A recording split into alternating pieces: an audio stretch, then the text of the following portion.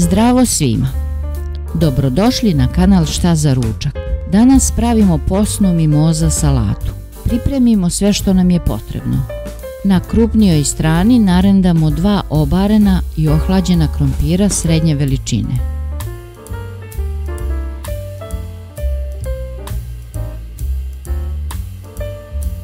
Tri šargarepe iz turšije izrendamo na sitnijoj strani.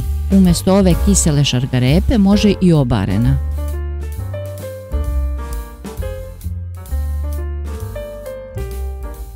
Šest, 7 kiselih krastavčića također narendamo.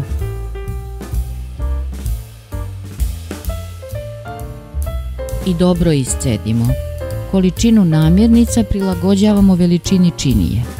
Na dno činije stavimo narendani krompir, malo pritisnemo,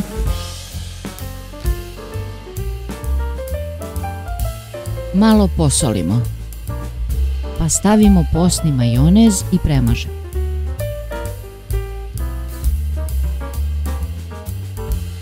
Sada rasporedimo šargarepu.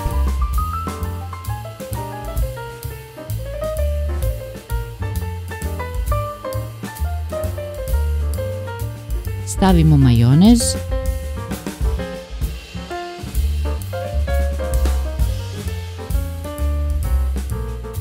preko majoneza ide 200 g obarenog kukuruza šećerca. Ponovo stavimo majonez,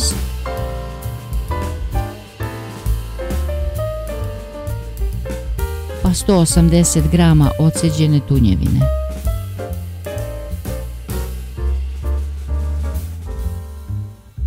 Opet majonez,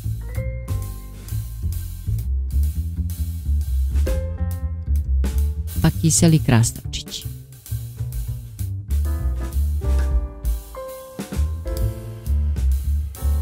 Na kraju stavimo majonez